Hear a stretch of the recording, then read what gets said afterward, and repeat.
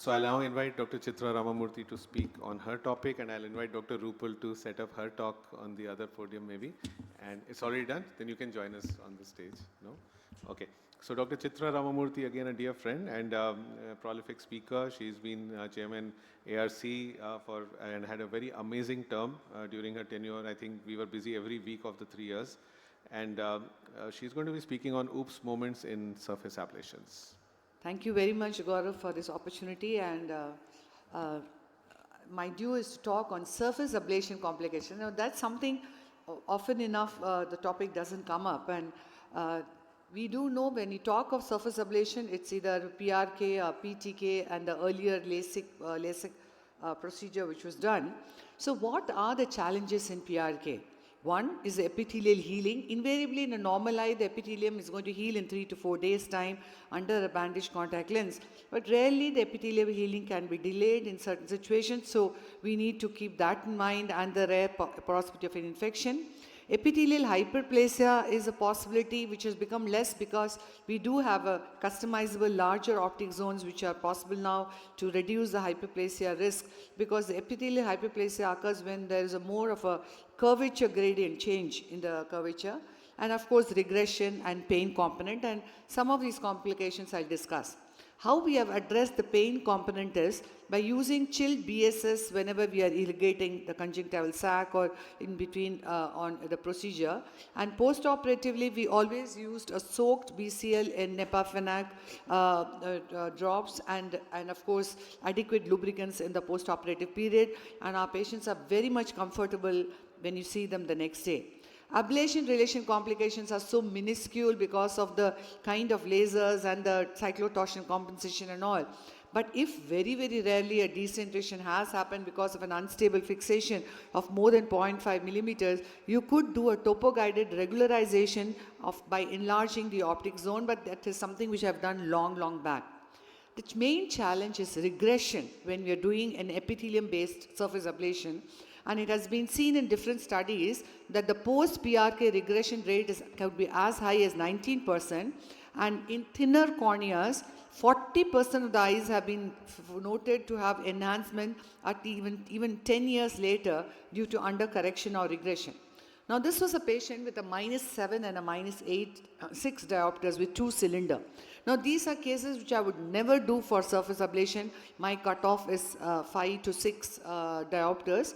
But here the corneal thickness was 515 and the patient was told that they'll have a residual power and they could not afford the other procedures, and in every way the topography was normal and a PRK was done. Patient came after 4 years with a regression of -1.25 and 1. And we looked at the epithelial map, you could see that there was a patchy epithelium, that red area, the patchy epithelium remodeling to an increased epithelial thickness. And this patient was advised to undergo a PRK procedure. Epithelial hyperplasia is essentially linked if you have treated higher parts and if you have made a mistake of using a smaller optic zone, because it is the curvature change at the edges of the ablated area which actually causes the regression or the epithelial hyperplasia to occur. And nowadays all of us are using 6 millimeter or 6.5 millimeter optic zone. So the epithelial thickness change, it is minuscule. What we need to understand is even 118 micron of epithelial hyperplasia, there could be a 1 diopter of regression. And the reasons for epithelial hyperplasia could be mitogenicity of the limbal stem cells or increased keratinocyte stimulation or cytokine production, inflammation, or a very aggressive wound healing response. Now, this was again a patient with -8 diopter of correction in both eyes, which underwent LASIK, PRK.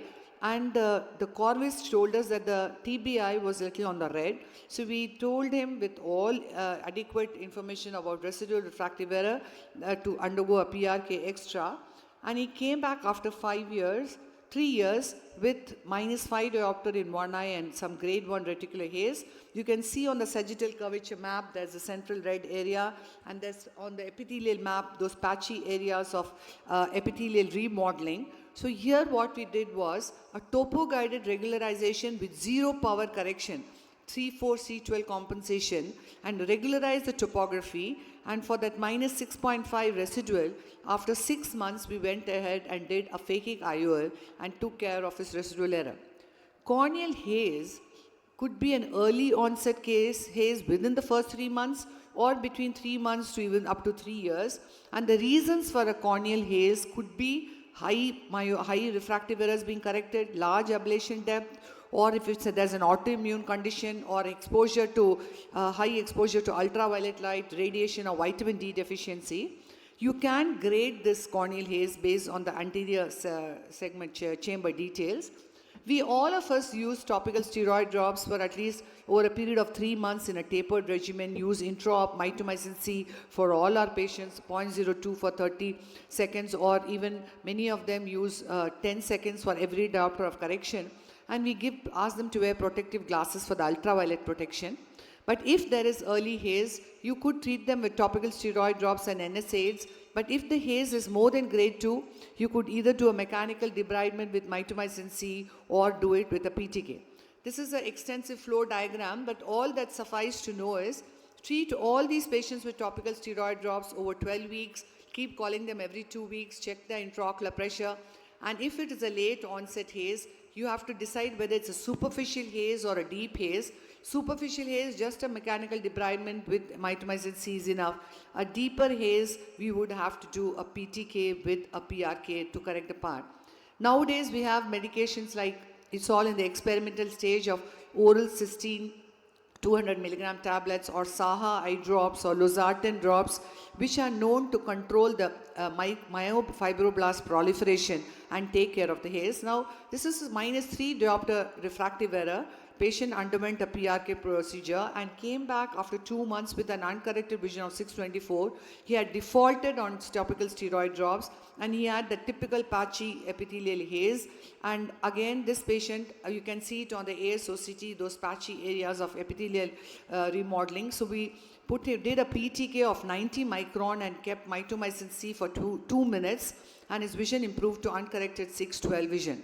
Now this is another, and this is how he Chitra. improved over the period of time. And then the last is the late onset haze, wherein again incidentally in this patient, all we had to do just a PTK and take care. So dry eye I am not covering. The last which I wanted to show you, infective keratitis can never be ruled out because we have debrided the epithelium and we have to do a culture sensitivity and feed them, and appropriate drops can be really vision threatening. And sterile corneal infiltrates can occur because of increased meibomian secretion, and you need to keep them on topical steroid drops and they all settle down. Ectasia, we know hardly occurs, but this was one case of PRK classic ectasia where we did a topo-guided regularization with cross-linking. Steroid-induced glaucoma has to be kept in mind. For keratoconus, we also do a topo-guided regularization, but in a decentered cone, and if the patient has good vision, it is better to just do a cross-linking alone, because in a decentered cone, if you do a topo-guided regularization, you could end up with a little myopia being induced, although the cornea becomes more symmetric. So there are a lot of smaller issues which can happen with the PRK also, even with the best of machines. So we just need to keep aware of what are the probable complications and deal them as early as possible.